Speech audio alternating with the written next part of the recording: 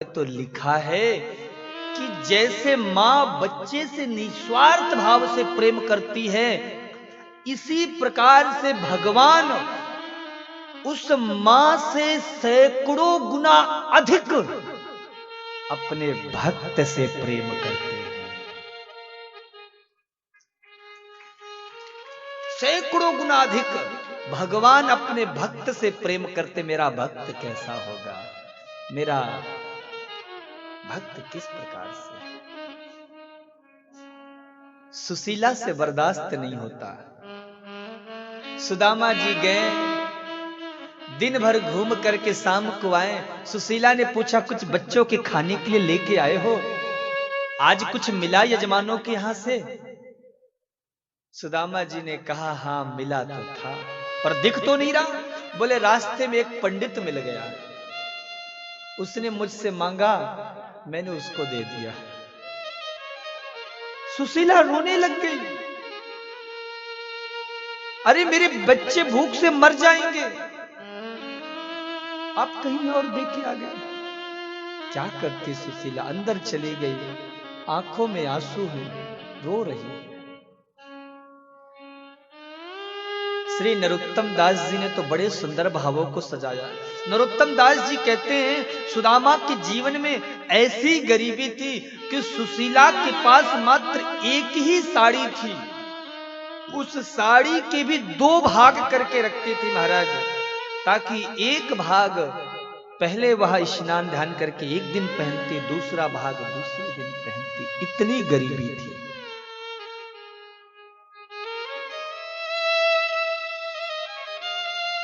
क्या करती माता सुशीला? रो रही हैं, अश्रु प्रवाहित हो रहा है। एक महात्मा जी आ गए। एक महात्मा जी घर के दरवाजे पे आए, आकर के पुकार रहे हैं, बेटा भिक्षाम देहि। सुशीला की आंखों से आंसू रुक नहीं रहे। घर में मेरे बच्चे भूख से मर रहे हैं, और एक ब्राह्मण देवता वो भी दरवाजे पे पुकार रहे हैं कि मुझे कुछ।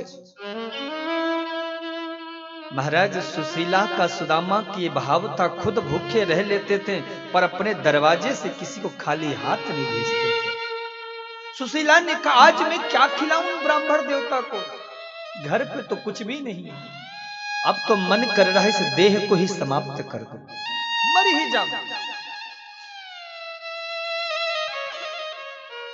महाराज, ब्राह्मण देवता ने, उन महात्मा ने कहा, बेटी कुछ ना देना हो मत दे, पर मेरी बात तो सुन ले। सुशीला आई, रोते हुए आंसू है, चरणों में गिर गई। महाराज क्षमा करो, हमारे घर में आपको खिलाने के लिए, देने के लिए कुछ नहीं है।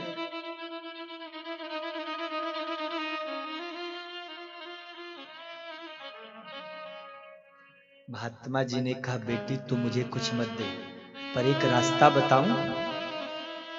जो तेरा पति है ना, जो द्वारिकाधीश है ना श्री कृष्ण, वो तेरे पति के मित्र है, सखा है, उनसे कुछ क्यों नहीं बोलती?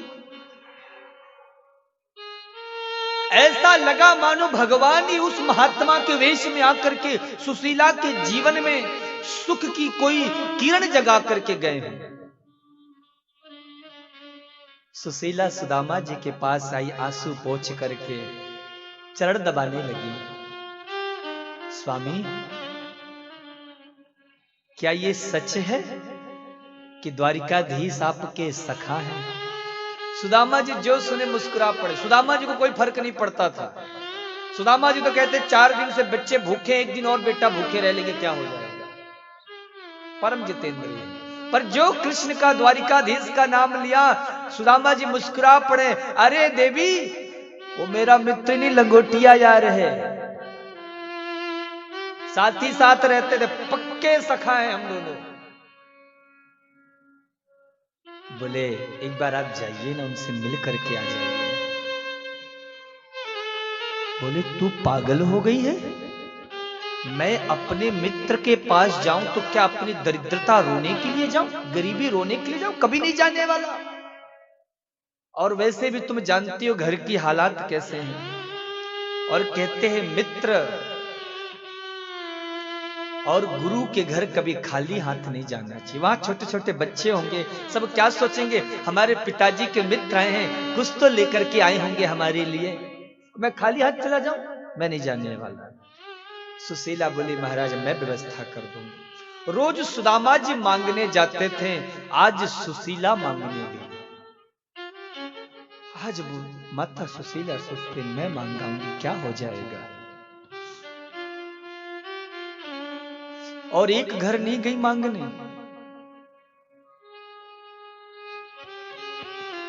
मांगना महाराज बड़ी पीड़ादायक होती है। कभी जीवन में भगवान ऐसा समय ना दे जब हमें किसी से कुछ मांगना पड़े। प्रभु ऐसी नौबत कभी मत देना जब जिंदगी में मांगने की आवश्यकता पड़े। हमेशा देते ही रहे प्रभु, लेने की आवश्यकता ना पड़े। माता सुशीला एक घर नहीं गई, 4 घर गई। क्यों? पहले घर में चावल मिला तो वो चावल के महाराज 2-2 टुकड़े थे, टूटे चावल मिले। सोचा प्रभु के पास जाऊंगी तो क्या कहेंगे। दूसरे घर गए, दूसरे घर गई तो वहां भी अच्छे चावल नहीं मिले। तीसरे घर गई, याच इत्वा चतुरो मुष्टिन, 4 घर गई और चारों घर से अलग अलग प्रकार की चावल मिले। महाराज सुशीला क्या करती, जो भी है जितना भी है एक फटे पुराने पोटली में बांध करके दे दी। जब वो फटे पुराने पोटली में 4 प्रकार के चावल, अभी बैठिए बैठिए आप लोग, अभी नहीं, हम बताएंगे जब आवश्यकता पड़ेगी, बैठ जाइए। अभी आप लोग कथा का आनंद लीजिए। इतनी सुंदर कथा चल रही है, कथा की धारा नहीं टूटनी चाहिए। बिल्कुल सावधान होकर के कथा को सुनिए। बोलो जय श्री कृष्णा। याच इत्वा चतुरो मुष्टिन, 4 घर से चावल लाई। और जब वो फटे पुराने पोटली में 4 प्रकार के चावल तंडुल रखी तो माता सुशीला के आंखों से अनायास आंसू निकल पड़ते हैं। एकादशी है, पोटली में चावल है, माता सुशीला के मुंह से निकल जाता है। जब आंखों से आंसू गिरा और वो चावल की पोटली में आकर के ठहरा तो माता सुशीला कहती है, एक मास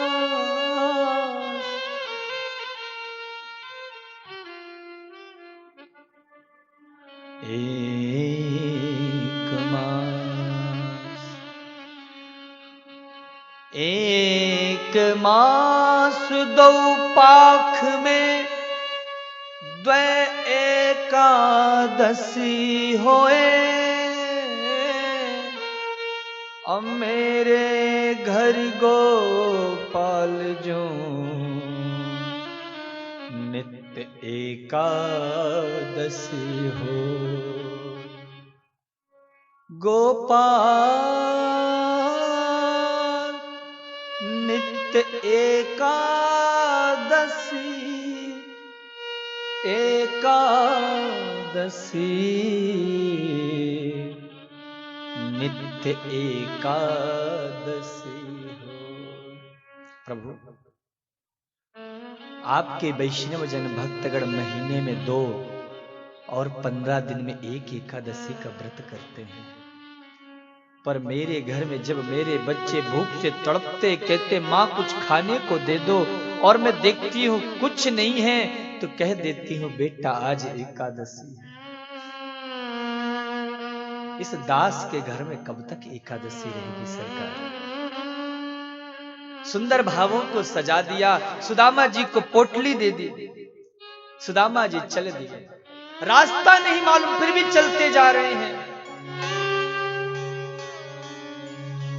भूख लगती है, प्यास लगती है, जिंदगी अब उदास लगती है, कैसे आऊं मैं द्वारिका तेरे, आस भी अब निराश लगती है। कैसे आपके मन में भावना है? सुदामा जी चल दिए।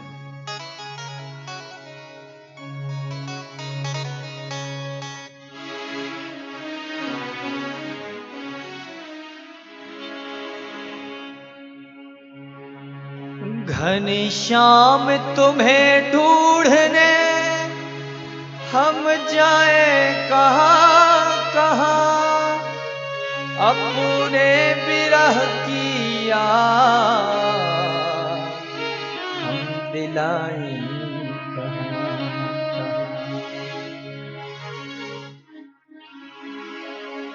कहां की क्या मिलेंगे, कहाँ मिलेंगे, द्वारिका कहाँ है, कैसे जाऊंगा कुछ पता नहीं, बस मुझे मेरे यार से मिलना है, चलते जा रहे हैं।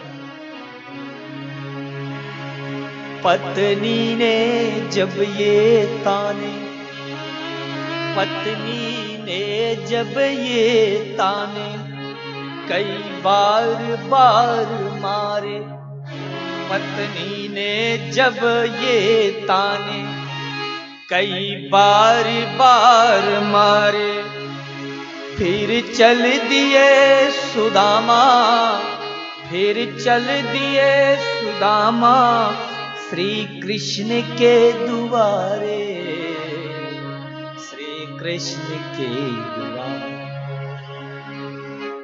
कंगाल वेश उनका थी पोटली बगल में, यूं जा रहे सिसकते,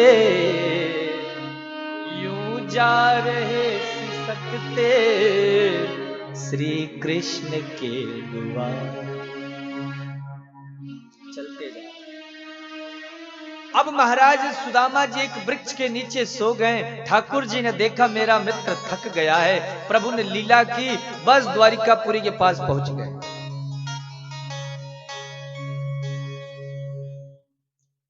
अचानक एक नदी मिली, द्वारिका सामने है, वह कंचन जड़ित रत्न जड़ित वह सुंदर नगरी। एक केवट आया, भैया किसी को पार जाना है, ये द्वारिका जाने की अंतिम नाव है। अच्छा अच्छा भैया, सुदामा जी रुको रुको रुको भाई साहब, हमें भी जाना है। अरे बहुत सही टाइम पे आए हो आप तो। बैठ गए, चल दिए। दूर खड़े क्या देख रहे हो, सावलिया सरकार, कन्हैया चलो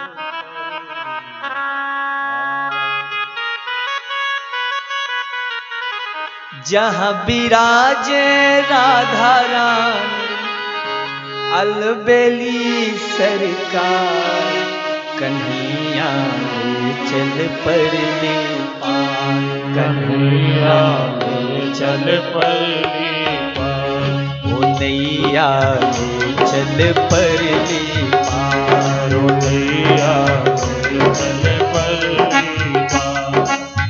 जहाँ विराजे राधा रानी, जहाँ विराजे राधा रानी, अलबेली सरकार, कन्हैया चल परली, कन्हैया चल परली पार।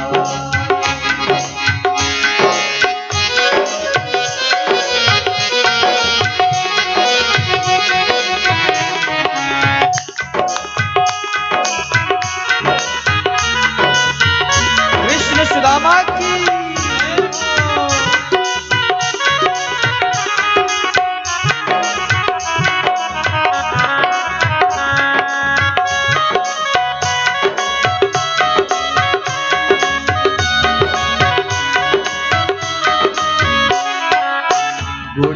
गुण सब तेरे अर्पण, गुण सब तेरे अर्पण, पाप पुण्य सब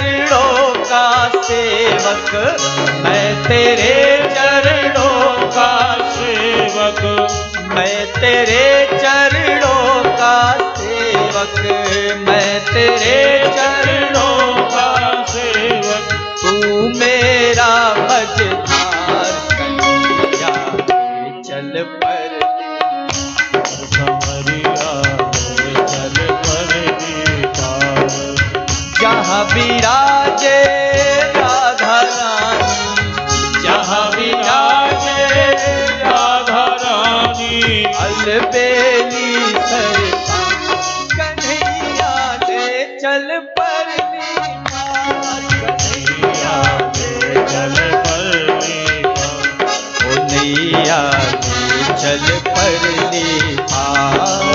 नैया चल पर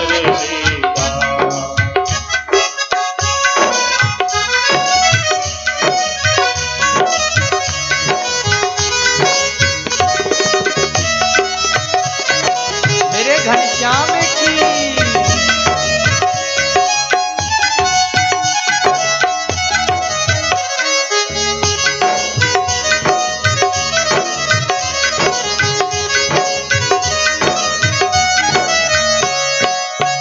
आनंद यहाँ पर बरस रहा है, आनंद धन यहाँ बरस रहा, पत्ता पत्ता बरस रहा है, पत्ता पत्ता बरस रहा है, हरि बेचारा तरस रहा है, बेचारा तरस रहा है, बहुत हुई अब मान ले मेरी, बहुत हुई अब आनल मेरी, ओ मेरा बलिहार कन्हैया चल पर कन्हैया चल रामा जी गा रहे हैं, ओ जहाँ विराजे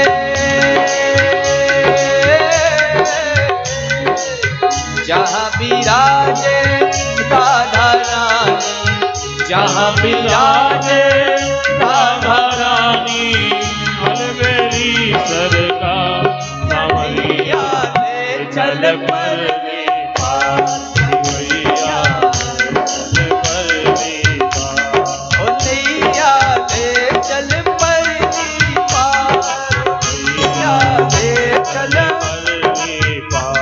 कन्हैया ले चल पर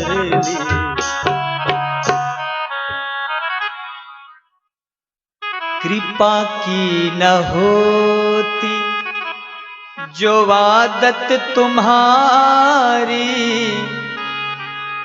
ध्यान से सुनना, बोलो जय श्री कृष्णा। आगे वाली भी थोड़ा बोल दे, जय श्री कृष्णा। कृपा की न होती जो आदत तुम्हारी तो सुनी ही रहती कोई जाता अदालत तुम्हारी। न हम होते मुलजिम, सरकार हम में बहुत कमी हम जानते हैं, अब हमारी कमियों को मत गिनाओ। गुनाह करना तो मेरी आदत है, करके कह देता हूं ये मेरी शराफत है। जब गुनाह किया था तब रोका क्यों नहीं? अरे हमने तो समझा था इसमें भी तुम्हारी इजाजत है। न हम होते मुलजिम न तुम होते हाकिम, न घर घर में होती इबादत तुम्हारी। सुदामा जी महाराज बैठ गए नाव में, पार उतरे, एक रास्ते से पथिक गुजरा, भैया हम द्वारिका जानो चाहिए, बताओ द्वारिका कहां पे पड़ोगे? दूसरा बोला क्या कहते हो महाराज, द्वारिका में खड़े और करो द्वारिका जानो चाहिए। अरे द्वारिका आ गई? अरे भाई बड़ा जल्दी आ गए। अच्छा ये बताओ यही द्वारिका है तो यहाँ पे मेरे कन्हैया कहां पे मिलोगे? बोले ये कौन है? गली नंबर एड्रेस मोहल्ला। अब आपका हमारे श्री पुरुषोत्तम अग्रवाल जी के आंगन में कथा सुनने आना है। अब करवी आप उतर गए स्टेशन में, अब वहां से यहां कैसे आओगे? बोलो हाँ? पता ठिकाना कुछ तो लिखा है ना, आपने कैसे ही आ जाओगे? क्या पता है? रामघाट है ना, तो पूरा पता ठिकाना होना चाहिए, तभी तो हम यहां पे आ पाएंगे। पथिक ने कहा, गली नंबर, मोहल्ला नंबर, एड्रेस कुछ तो बताओ। सुदामा जी चौक पड़े, भैया तू मेरी कन्हैया को ना जाने? देखो भैया, ऐसे तो वाको विशुद्ध नाम है श्री कृष्ण, पर वाह मेरो बचपन को सखा है, याते हम कन्हैया कह के बोला करे। ओ हो, सौभाग्य, आपने हमारे महाराज श्री का नाम लिया। अच्छा, मैं कभी कभी सोचता हूं, ये द्वारिका पड़ती कहां है? गुजरात में। आपको पता है मैं गुजरात भी जा चुका हूं, तो वहां पे है को लोग छे बोलते हैं। क्या बोलते हैं? छे। तो अगर मान लो पूछा होगा सुदामा जी ने, भैया द्वारिका कहाँ है, तो पथिक ने यही जवाब देगा, द्वारिका छे। तो सुदामा जी सोचोगे, भैया एक द्वारिका ढूंढने में तो ये हाल, यहाँ छह द्वारिका हो जाएंगे तो कैसे चलेगा?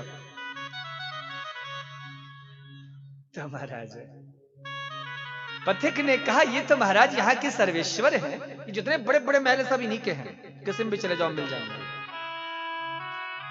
बड़े प्रसन्न हुए सुदामा जी और आश्चर्य भी कर रहे हैं, महलों को देखते जा रहे और बढ़ते जा रहे हैं। भागवत के अनुसार तो सीधे अंदर चले गए थे सुदामा जी, पर कथा प्रसिद्ध है, श्री नरोत्तम दास जी ने बड़ा सुंदर भाव सजाया है। आइए जरा हम उस भाव पे भी चलते हैं और फिर सुंदर दिव्य प्रभु के सुंदर भावों का दर्शन करते हैं। देखो देखो ये गरीबी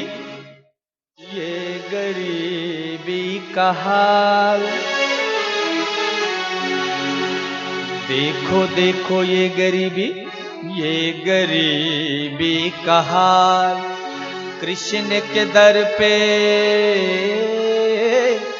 विश्वास लेके आया हूं, मेरे बचपन का यार है मेरा श्याम, यही सोच कर मैं आस करके आया हूं।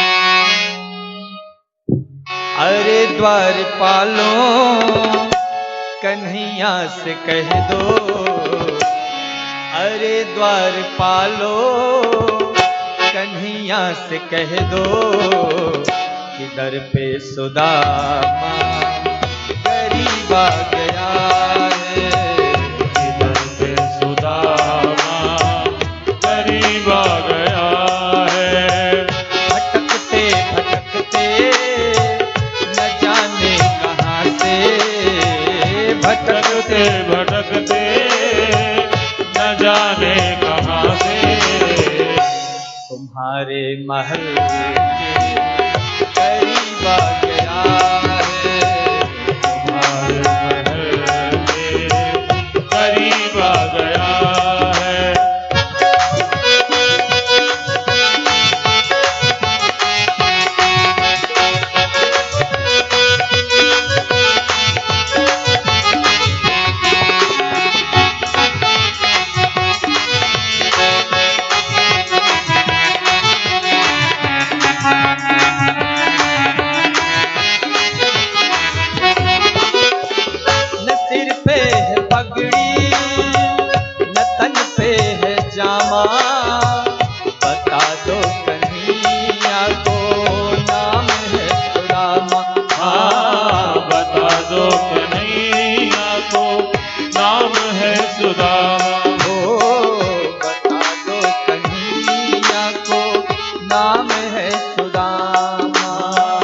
न सिर पे है पगड़ी न तन पे है जामा, बता दो कन्हैया को नाम है सुदामा।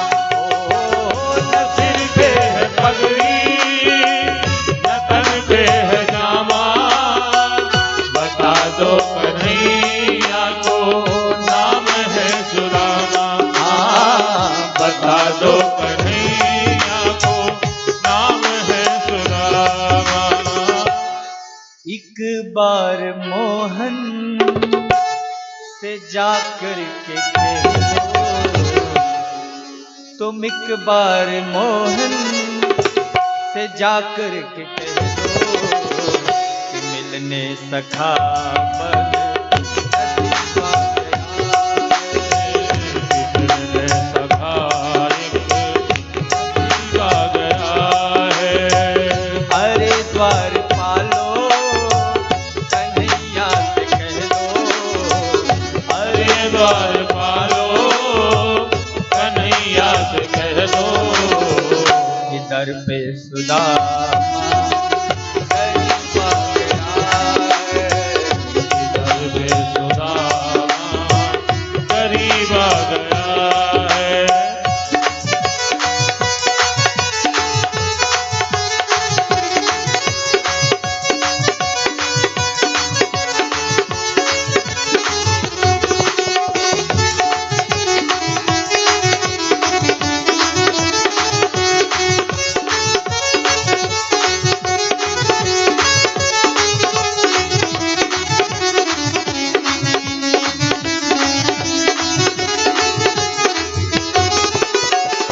सुनते ही दौड़े चले आए मोहन, लगाया गले से सुदामा को मोहन। हाँ, लगाया गले से सुदामा को मोहन। हाँ, लगाया गले से सुदामा को मोहन। कि सुनते ही दौड़े चले आए मोहन, लगाया गले से सुदामा को मोहन। हो सुनते ही दौड़े चले आए मोहन, लगाया गले से सुदामा को मोहन। हाँ, लगाया गले से सुदामा को मोहन। हुआ रुक्मणी को बहुत ही अचंभा, हुआ रुक्मणी को बहुत ही अचंभा, ये मेहमान कैसा अजीब आ गया है। मेहमान कैसा अजीब आ गया है। अरे द्वार पालो कन्हैया से कह दो, अरे द्वार पालो कन्हैया से कह दो, दर पे गरीब आ गया है। दर पे सुदामा गरीब आ गया है।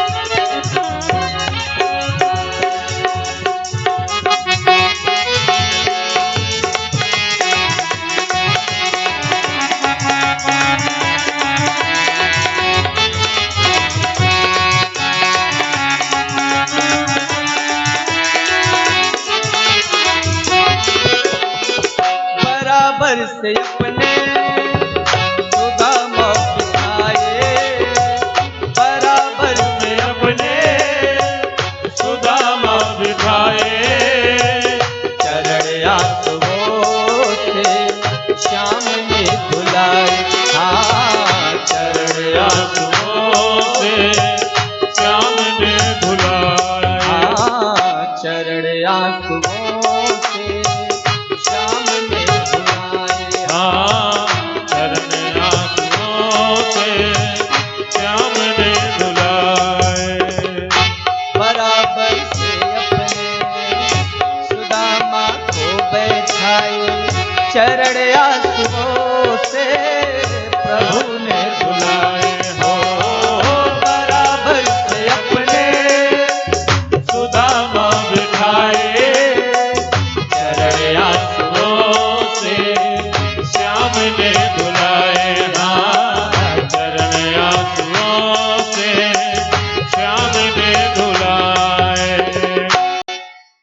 घबराओ प्यारे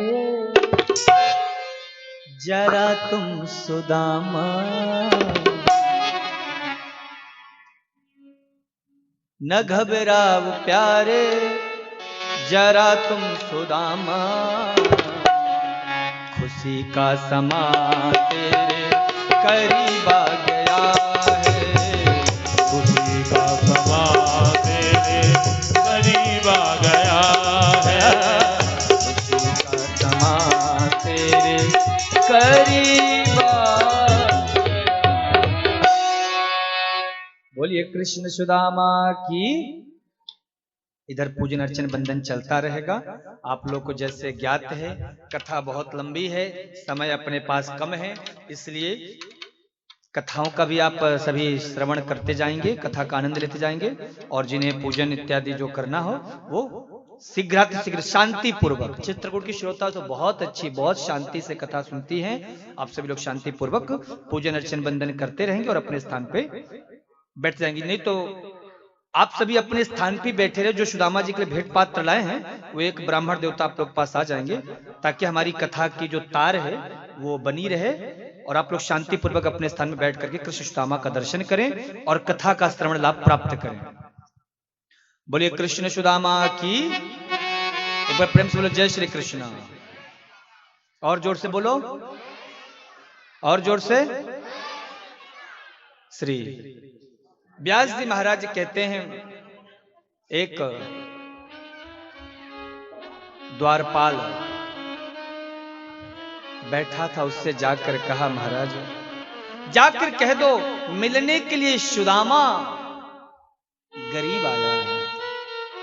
वह सेवक जाकर के सूचना दिया, सरकार इस सेवक को सेवकाई करते बरसों हो गए, पर आपका कोई ऐसा भी मित्र होगा मुझे मालूम नहीं था।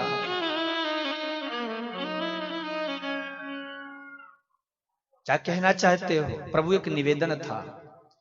शीश पगा न झगा तन पे प्रभु जान को आही बसो के ही ग्रामा, धोती फटी सी लटी दुपटी अरुपाय उपानन को नहीं साम, पाव उपानन को नहीं साम, द्वार खड़ो द्विज दुर्बल रहो चकिसो वसुधा अभिरामा, पूछत दीन दयाल को धाम, बतावत आपनो नाम सुदामा, बतावत आपनो नाम सुदामा। बोलो जय श्री कृष्ण। और जोर से बोलो, और जोर से बोलो। अब बिल्कुल हल्ला नहीं करेंगे, बहुत अच्छी माताएं हैं, कोई हल्ला गुल्ला नहीं करेगा। और जो ये एक आध दो चार माताएं हल्ला करती है ना आपके अगल बगल में बैठी हुई, उनको धीरे से कोहनी मार दिया करो, को भैया आप तो कथा सुनते नहीं, कम से कम हमारा तो डिस्टर्ब मत करो। इसलिए बिल्कुल शांति का परिचय, ताकि कथा में कोई व्यवधान न उत्पन्न हो। बोलो जय श्री कृष्णा। और जोर से बोलो। तो प्रभु एक निहायत गरीब ब्राह्मण द्वार पर खड़ा है, सिर पर ढकने को वस्त्र नहीं, फूटा सा लोटा, टूटी सी छड़ी, उधड़ी सी रस्सी। आपको अपना बचपन का मित्र और अपना नाम सुदामा बता रहा है। भगवान ने जो सुना रही मेरा मित्र सुदामा आया, तुम उसे अंदर क्यों नहीं ले आए? भगवान कूद गए सिंहासन से और दौड़ लगा देते हैं। पादुका चरणों में है नहीं, पीतांबरी कहीं गिर पड़ी, चलते जा रहे, दौड़ते जा रहे, दौड़ते जा रहे, चलते जा रहे।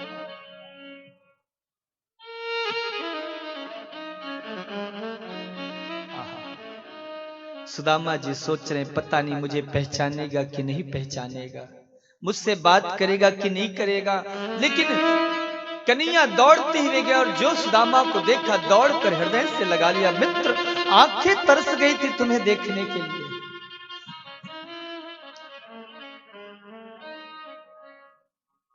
धीरे धीरे लेकर आए, जहां मेरे प्रभु बैठते थे वहां सुदामा को बिठाया। सुदामा जी बैठ नहीं रहे थे पर भगवान ने जबरदस्ती बिठा दिया। स्वयं भगवान चरणों में बैठे हैं। माता रुक्मिणी ने कहा, अरे अरे अरे, इसके चरण कितने गंदे हैं। प्रभु चरणों में बैठे हैं, इसके पैरों में कितनी मिट्टी लगी है, कितनी धूल लगी है। प्रभु ने इसको सिंहासन में बिठा दिया।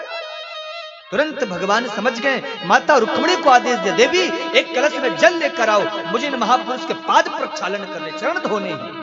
समझ गए। माता रुक्मिणी अवाक रह गई।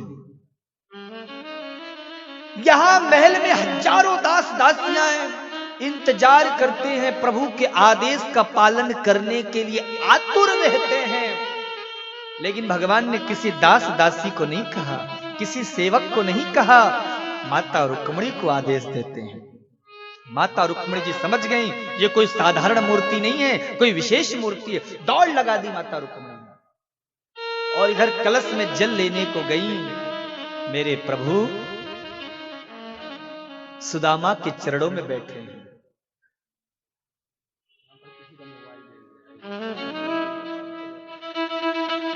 बोलो जय श्री कृष्ण, जोर से बोलो।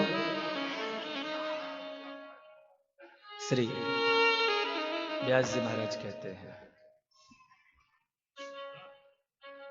कहा थी हमारी कथा, याद दिलाओ, जोर से बोलो। एक बात बता, आप लोग कथा सुन रहे हो ना, कहीं भंडारा समझ के तो नहीं आ गए हो?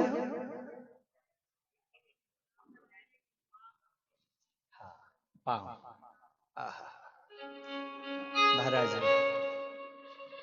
भगवान श्री कृष्ण अपनी पीतांबरी से सुदामा जी के चरणों की मिट्टी और धूल को साफ कर रहे हैं।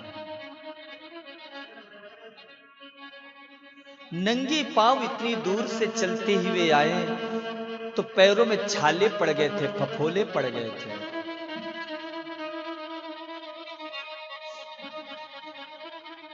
अनगिनत कांटे चुभे हैं, इस कारण से वो फफोले फूट गए थे। उसमें बहुत सारा धूल, मिट्टी और कण भरा हुआ है। देख सुदामा की दीन दशा, करुणा करके करुणा निधि रो। देख सुदामा की दीन दशा, करुणा करके करुणा निधि रोए। अपानी पराती को हाथ छुओ नहीं, नैनन के जल सो पग। कन्हैया कन्हैया मुश्किल है सहन करना, ये दर्द जुदाई का। मुझे कुछ तो बता प्यारे, कारण रुसवाई का, कारण रुसवाई का। भगवान की आंखों से बहने वाले आंसुओं से, प्रभु के नेत्राश्रुओं से महाराज चरण धुल गए। कन्हैया समझ गए सुदामा जी कुछ बोल नहीं पा रहे हैं, अंतःपुर में ले गए। जहां पे मेरे प्रभु विश्राम करते थे वहां पे सुदामा जी को बिठाया। स्वयं चरण दबा रहे हैं। बार बार सुदामा जी कह रहे हैं, अरे लाला मुझको पामन की छुबे की क्या जरूरत है? नहीं नहीं, मैं जो भी हूं आप ब्राह्मणों के आशीर्वाद से हूं। चरण दबा रहे हैं हमारे प्रभु। देखा संकोची सुदामा कुछ बोल नहीं रहे, तो कन्हैया ने मीठे भाव से पूछ लिया, मित्र ये बताओ, विद्यालय से अध्ययन करने के बाद जब घर गए तो शादी ब्याह किया कि ऐसी साधु बने घूम रहे हो? यह बात को सुन के थोड़े सुदामा जी शर्मा गए। मित्र लाला तो कुछ शादी ब्याह के अलावा कछु पूछबे को ना मिलो का?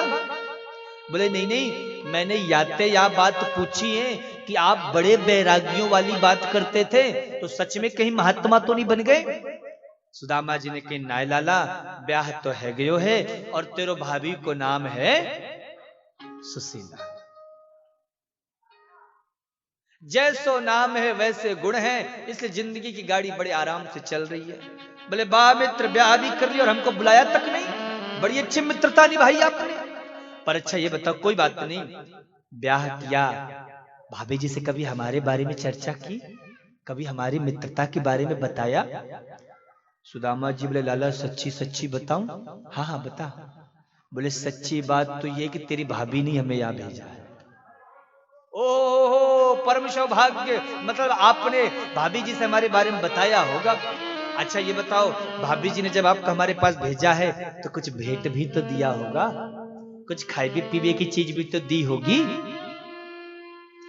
सुदामा जी ने सोचा, ये अब इसको मांगे में चावल दो, का सोचोगे भिखमंगो का मेरे लिए चावल लेके आयो है? तो कहने लगे, मित्र भेंट में तो कछु न दियो। कन्हैया मुस्कुरा दिए, मित्र मालूम पड़े तेरी बचपन वाली आदत अब ना गई। का मतलब? बोले बचपन की बातें याद है? कौन सी? पूरी याद है, अच्छे से याद है। बोले वाह बात याद है, जब हम जंगल समिधा लकड़ी बीनने को गए थे और खूब बरसात हुई थी, पूरी रात एक पेड़ के नीचे बितानी पड़ी। बोले हाँ हाँ खूब अच्छे से याद है। बोले वाह दिन तुम्हारे दांत कैसे कटकटा रहे थे, कैसे तुम्हारे मुंह से कट कट की आवाज आ रही थी। सुदामा जी ने सोचा ये कछु और पोर पट्टी खोलवे वालो है। तो कन्हैया ने, सुदामा जी ने तुरंत बात को बदल दिया, अरे मित्र रहने वाह समय की तो बात ही कछु रहे। अरे वाह दिन गुरुजी कितने परेशान हुए थे, सारे विद्यार्थियों को लेकर कृष्ण सुदामा के ढूंढ रहे थे। कन्हैया ने कहा वो सब तो ठीक है, लेकिन ये बताओ भाभी जी ने हमें क्या भेंट में दिया है? भगवान फिर उसी बात पे आ गया। सुदामा जी बोले, ले फिर घूम फिर के भाभी जी पे आ गए। अरे बोले ना कछु ना दियो, कछु ना दियो। अच्छा चलो मान लिया हमने कछु ना दियो। कन्हैया समझ गई हिम्मत नहीं जुटा पाएगा। कन्हैया बोले, मित्र मैं तब से तो को देखूं, या हाथ को जोर से दबा रहा को, कुछ बीमारी मारी है गई है का? या हाथ में पुटरिया दबा ही देते। सुदामा जी, अरे नहीं लाला क्या है ना, इतनी दूर से पैदल चलते भैया तो हाथ दुखने लागो। कन्हैया बोले, लो दुख हाथ रहा और दबा हम पैर, ला मुख खुद हम ठीक कर देवे। सुदामा जी बोले, लाला मोकू हाथन की छोबे की कोई जरूरत ना है। लेकिन महाराज कन्हैया कहां मानने वाले थे, जबरदस्ती महाराज पुटरिया को छीन लिया भगवान श्री कृष्ण ने। और महाराज पोटली छीन करके और जो उसमें तंडुल देखा, प्रभु मुस्कुरा पड़े, मित्र तुम तो मेरे भाव से परिचित हो। पत्रम पुष्पम फलम तोयम यो विभक्त्या प्रयच्छति। प्रेम से पत्र पुष्प फल जो भी जीव अर्पित करता है मैं बहुत समझ के ग्रहण कर लेता हूं। ऐसे कह करके भगवान ने एक मुट्ठी चावल मुख में डाल लिया। माता रुक्मिणी देखती रही। प्रभु ने कह दिया, जो स्वर्ग का सुख है वो मैं आज सुदामा को दे रहा हूं। दूसरी मुट्ठी चावल प्रभु ने मुख में डाल लिया। भगवान ने कह दिया, जो इंद्र का वैभव आज सुदामा को दे रहा हूं। और जो तीसरी मुट्ठी डालने को किया, माता रुक्मिणी ने रोक दिया। प्रभु कच्चे चावल है, प्रेमावेश में खा रहे हो, ज्यादा खा लोगे पेट खराब हो जाएगा। अथवा संत का प्रसाद है, अकेले अकेले थोड़ो खाओ।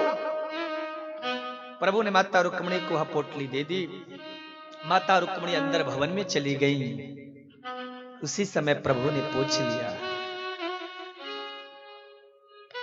और सुदामा जी ने कह दिया, एक मास दो पाख में द्वय एकादशी हो।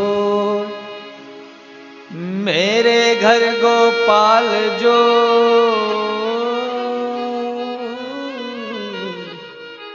नित्य एकादशी हो, नित्य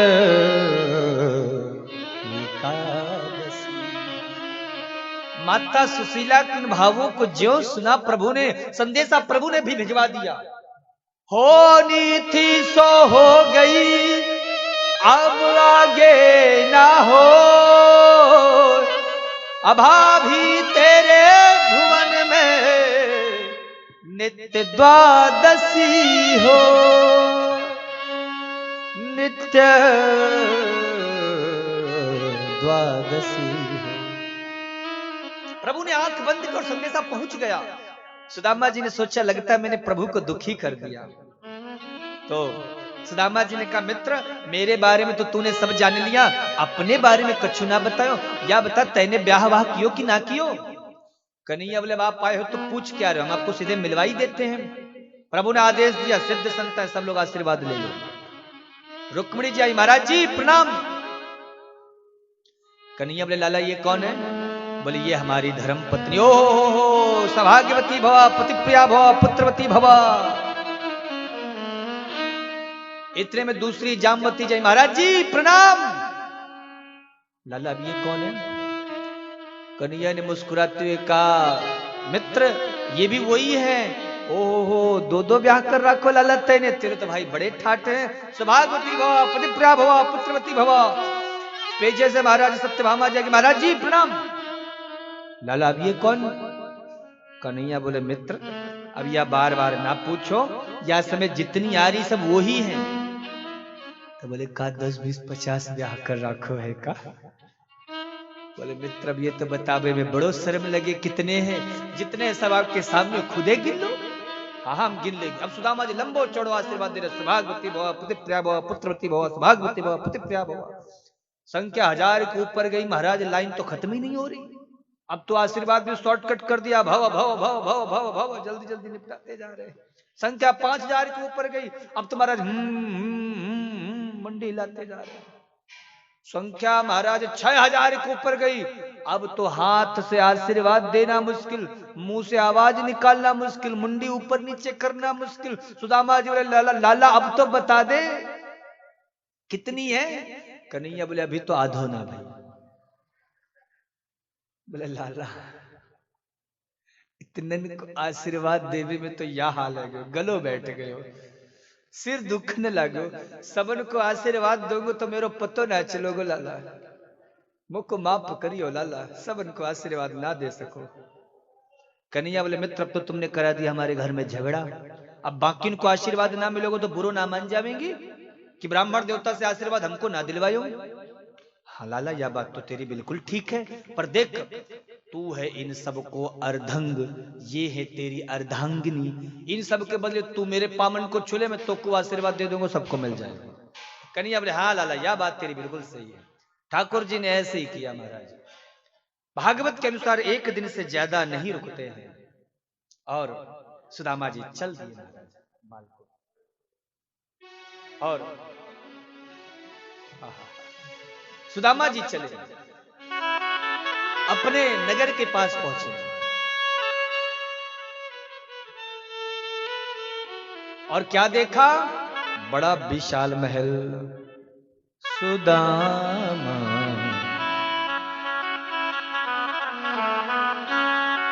सुदामा मंदिर देखी डरे, सुदामा मंदिर देखी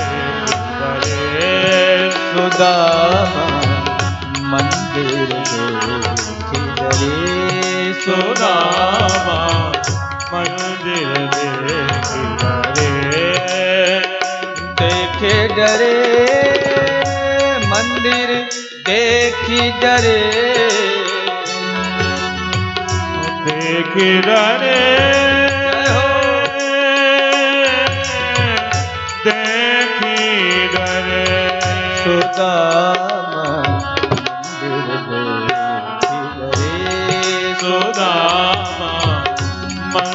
देखी डरे।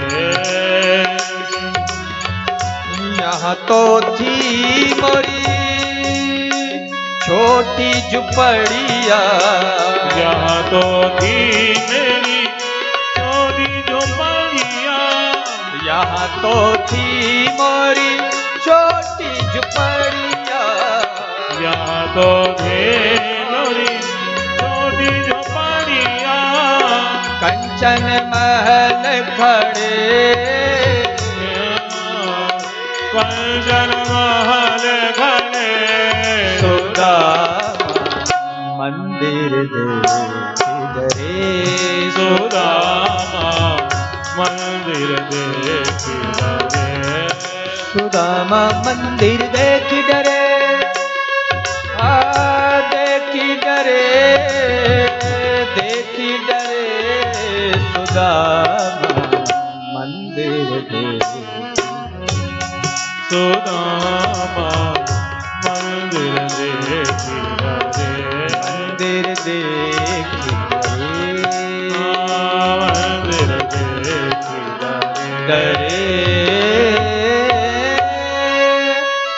मंदिर देखी डरे, डरे, सुदामा मंदिर देखी डरे। देखा बड़ा विशाल महल, अरे भैया मेरी कुटिया, मेरी पत्नी, मेरे बच्चे किधर? दो द्वारपाल खड़े थे। भैया ये कौन सी नगरी? बोले सुदामापुरी।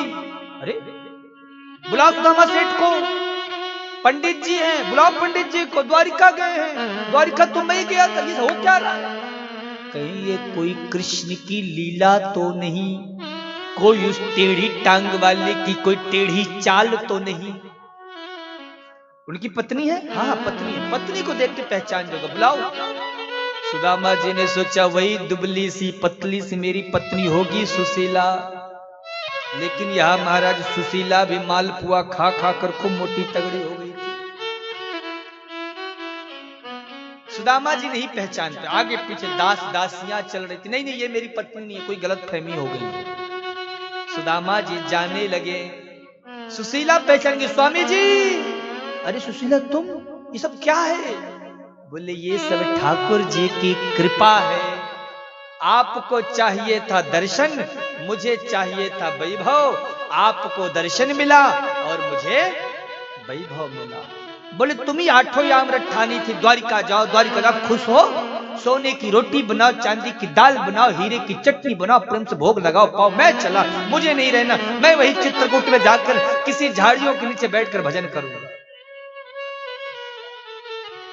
सुशीला ने कहा स्वामी जी जब आप नहीं रहेंगे तो मेरे ये किस काम का? दोनों पति पत्नी छोड़कर जाने लगे महाराज।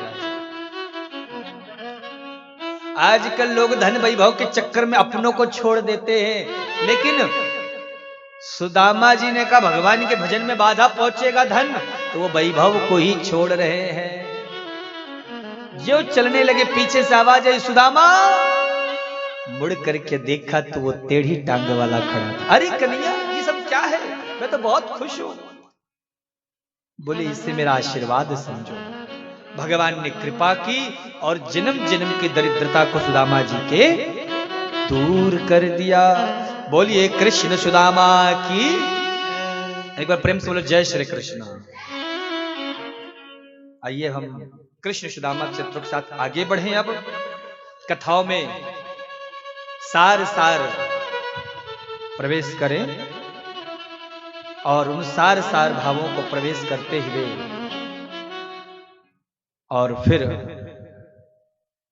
कथा का आनंद लेंगे, क्योंकि समय का भी अपने को ध्यान देना है, 7 बजे तक कथा को विश्राम भी देना है, तो इसलिए कथा के सारे सार को हम स्पर्श करेंगे। बोलो जय श्री कृष्ण।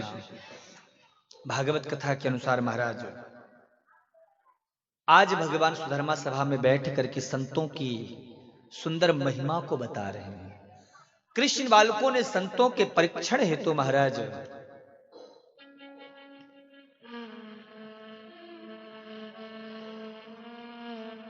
सांब जाम्बवती नंदन सांब को स्त्री बनाया। जाम्बवती नंदन सांब को स्त्री बनाकर संतों के पास ले गए और संतों से संतों का उपहास करने लगे, तब संतों ने श्राप दिया, यदुवंश नष्ट होगा।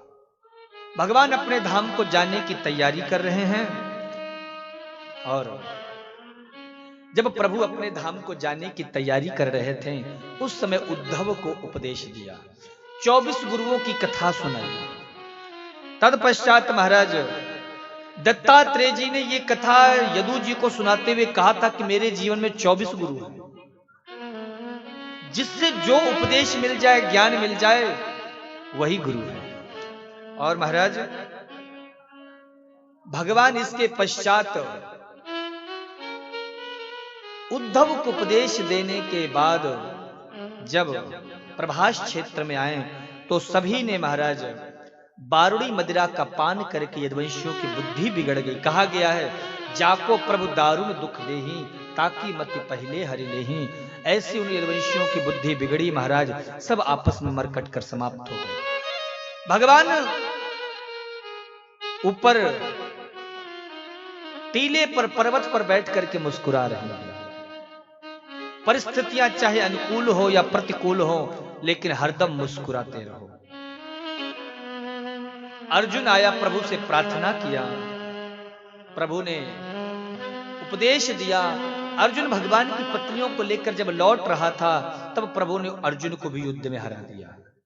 दारू को उपदेश दिया, तो जो कुछ बचे खुचे यदुवंशी थे, वो द्वारिका छोड़ करके चले जाते हैं। व्यास जी महाराज कहते हैं, भगवान एक पैर की जंघे पर दूसरे पैर को रखे हैं, मुस्कुरा रहे हैं। भगवान के लाल लाल चरण कमल हैं। एक भील ने दूर से देखा तो प्रभु के पाद तलवों को मृग की आंख समझकर निशाना ताक के बाण मार देता है। कुछ लोग कहते हैं बाली था जो बदला लेने के लिए आया था, प्रभु ने उसको भी मोक्ष दिया। देवता सोच रहे भगवान कहां जाएंगे, लेकिन भागवत के अनुसार यो वेत्ति भौतिकम रूपम कृष्णस्य परमात्मनः, भगवान का जन्म नहीं होता, मरण नहीं होता, भगवान सबके बीच में देखते देखते अंतर्धान हो जाते हैं। प्रभु अवतार लेते हैं और अंतर्धान हो जाते हैं। सुखदेव जी ने कहा, राजन कलयुग में बड़े दुर्गुण होंगे, ना कोई सत्य बोलेगा, ना किसी की निष्ठा ही रहेगी परमात्मा में। बोले महाराज दुर्गुण ही दुर्गुण या कोई सद्गुण भी है? बोले एक ही सद्गुण है। कलयुग केवल नामे आधारा, सुमेरे सुमेरे उतरे कलयुग में केवल कृष्ण के कीर्तन से, राम के भजन से मुक्ति मिल जाती है। राजन आज 7वां दिन है कथा का। बहुत सारी मैंने कथाएं सुनाई आपको, तुमने जितने प्रश्न किए मैंने सबका उत्तर दिया। आज मैं तुमसे एक प्रश्न करूंगा, तुम्हें उत्तर देना है। बोलो, क्या तुम मरोगे? बताइए माताओं, 7 दिन हो गए आपको कथा सुनाते हो, गला हमारा बैठ गया है। आगे वाले भक्तों को तो विशेष रूप से बोलना पड़ता है, 7 दिन के पुराने हैं। तो बताइए, क्या हम मरेंगे? बुआ जी,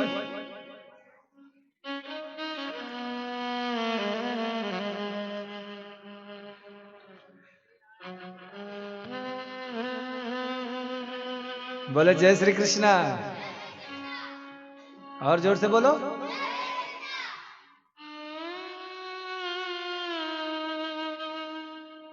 पहले दिन जब सुखदेव जी परीक्षित के पास आए थे, परीक्षित ने क्या प्रश्न किया था?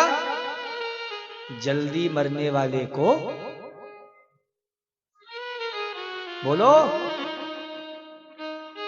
कहीं ऐसा तो नहीं कि हम इधर 7 दिन कथा सुना के बैठ गए, आपने इधर से सुनी और इधर से निकाल दी। महाराज ऐसा करोगे तो बड़ी हंसी होगी, लोग क्या कहेंगे, महाराज जी की श्रोता बड़ी गजब की है, कथा में ध्यान ही नहीं रहता, तो हंसी मत कराना। जल्दी मरने वाले को क्या करना चाहिए? सुखदेव जी से परीक्षित ने प्रश्न किया था, और आज सुखदेव जी परीक्षित से क्या प्रश्न कर रहे हैं? क्या तुम मरोगे? 7 दिन की भागवत हुई केवल एक प्रश्न के लिए। और परीक्षित ने जवाब क्या दिया?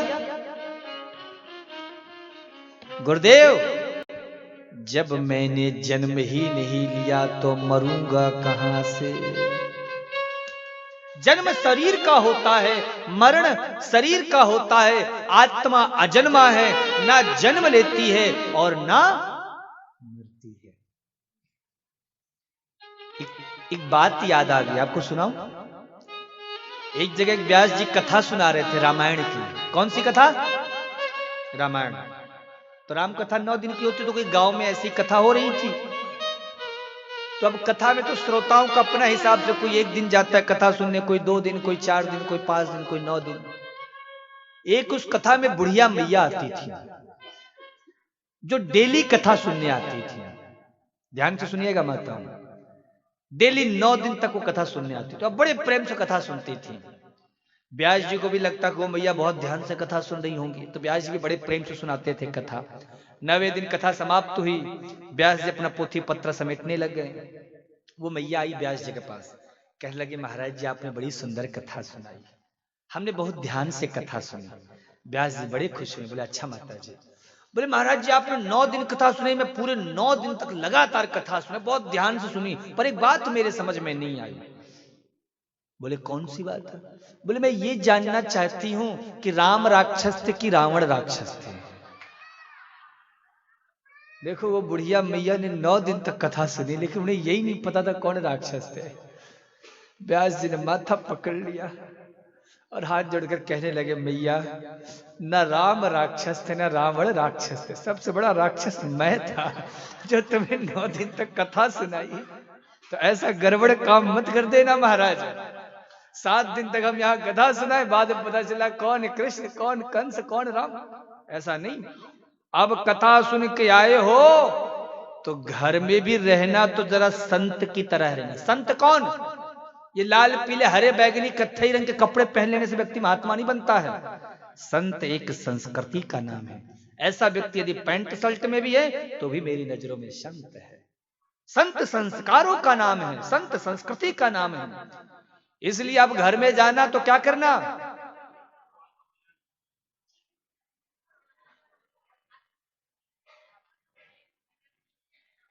महाराज अब ऐसे भी आधे से ज्यादा मेरी पहचान के मैं बीच बीच में पता लगाता रहूंगा हमारी भागवत का कितना असर हुआ है हमारे कंसल परिवार में। बोले जय श्री कृष्णा, और जोर से बोलो। तो व्यास जी महाराज कहते हैं, सुखदेव जी ने कहा बस अब तुमने कथा सुन ली, वो सर्प तुम्हें आके काटे ये सब दृश्य मैं देखना नहीं चाहता। सुखदेव जी खड़े हो गए, परीक्षित ने उनकी पूजा की।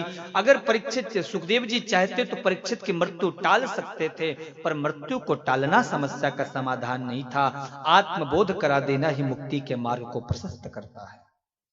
महाराज सुखदेव जी चले गए, परीक्षित ने अपनी आत्मा को पहले ही परमात्मा में लीन कर दिया। जन्मेजय ने, उनके पुत्र ने बड़ी कड़ी व्यवस्था कराई थी।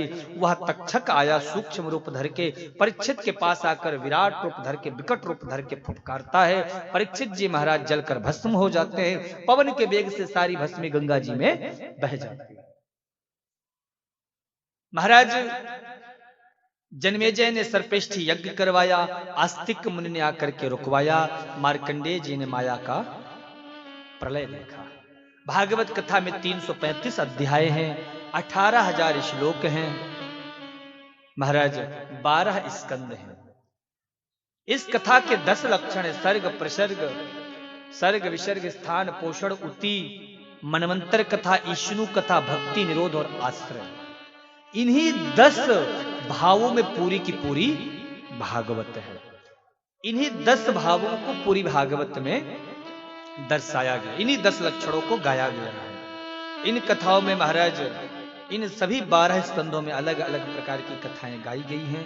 अंत में सूत जी कहते हैं, निगमगानाम यथा देवानाम अच्युतो यथा वैष्णवानाम यथा शंभो पुराणानाम इदं तथा।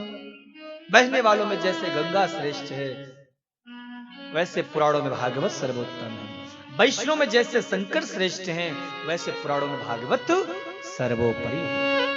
क्षेत्राणाम चैव सर्वेषां यथा काशी हनुत्तमः तथा पुराण व्रतानां श्रीमद्भागवतम द्विजः। क्षेत्र में जैसे काशी श्रेष्ठ है, वैसे पुराणों में भागवत सर्वोपरि है। भागवत पुराणों का धन है, परमहंसों की संहिता है, भक्ति ज्ञान वैराग्य की त्रिवेणी धारा बहती है। इस त्रिवेणी धारा में जो भी भक्त गोता लगाते हैं, उनके जीवन के सारे संताप नष्ट हो जाते हैं। अंत में जिन नाम कीर्तन से सारे पापों का क्षय हो जाता है, वह कीर्तन हम करेंगे। पहले मैं बोलूंगा, फिर आप बोलिएगा।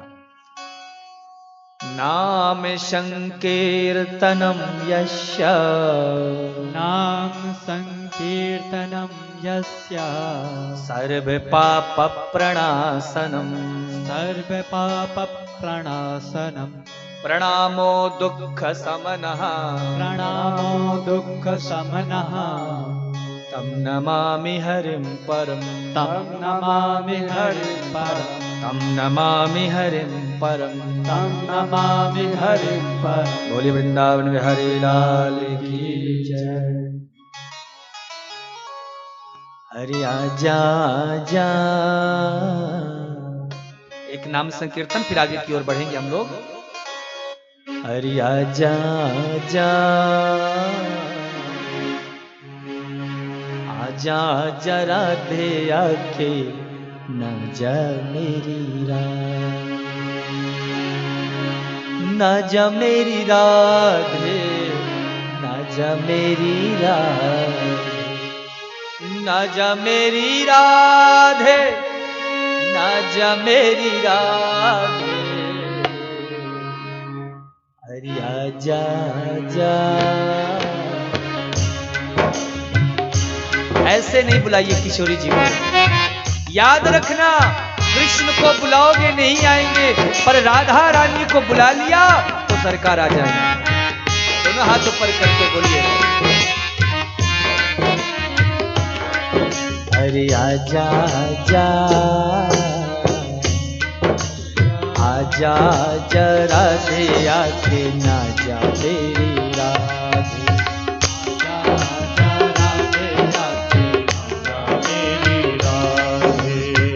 जा मेरी राधे, ना जा मेरी राधे, ना जा मेरी राधे, ना जा मेरी राधे।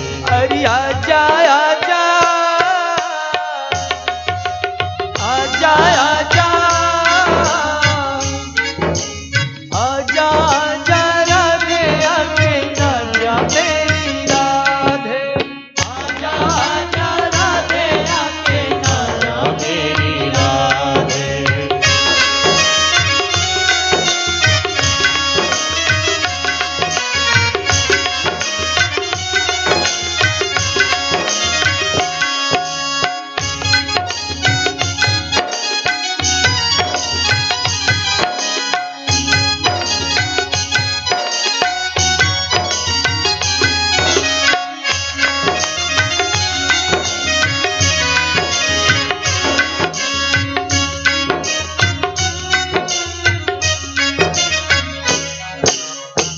श्रुति को भुलाया ऐसी कैसे मातुरा, श्रुति को भुलाया ऐसी कैसे मातुरा, श्रुति को भुलाया ऐसी कैसे मातुरा, श्रुति को भुलाया ऐसी कैसे मातुरा। हृदय से लगा जा आज नीचे से सुरा, हृदय से लगा जा देखा कैसे जाए,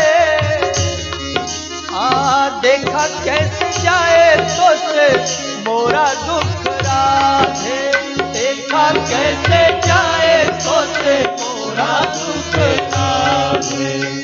करता रहूं, करता रहूं तव दर्शन हित राधे, करता रहूं तव दर्शन हित राधे।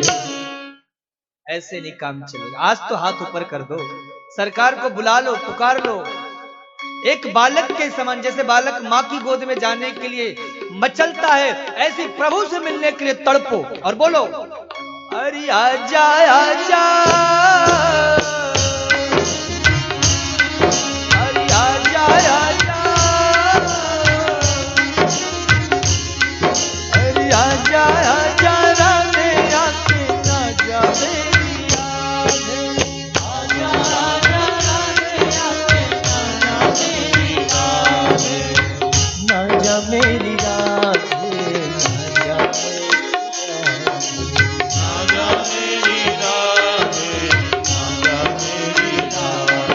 अरे आजा आजा,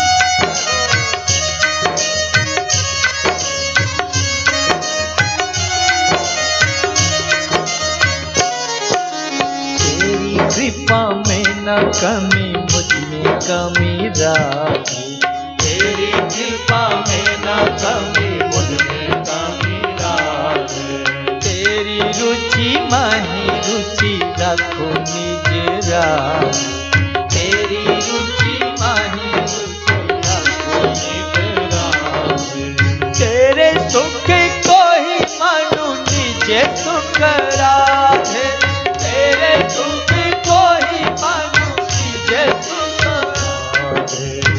मोको क्यों भुलाया, मोको क्यों भुलाया, आज मोको क्यों भुलाया, तो से बोलू नहीं राधे, मोको क्यों भुलाया, तो से बोलो नहीं राधे।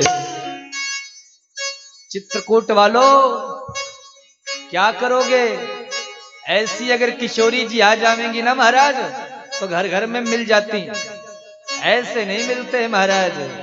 सरकार से मिलने के लिए थोड़ा तड़पना पड़ता है।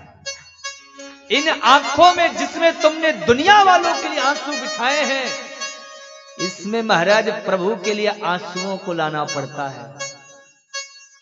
तो जिनके मन में हमारे राधा रानी के लिए, हमारे प्यारे श्याम सुंदर के लिए तड़प है, वो दोनों हाथ ऊपर करेंगे।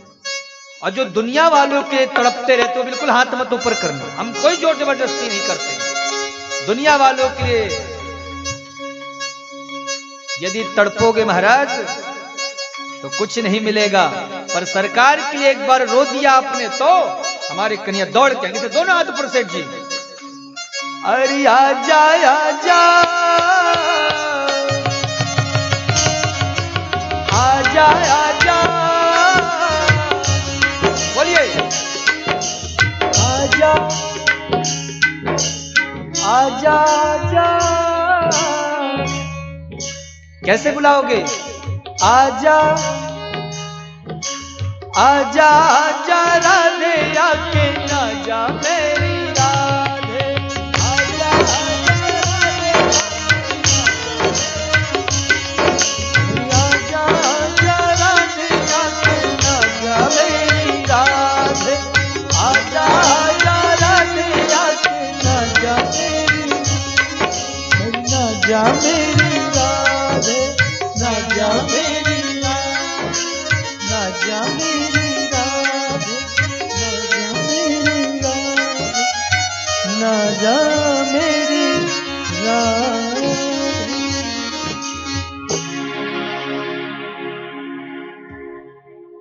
बोलिए वृंदावन बिहारी लाल की, बोलो जय श्री कृष्ण। और जोर से बोलो, और जोर से बोलो।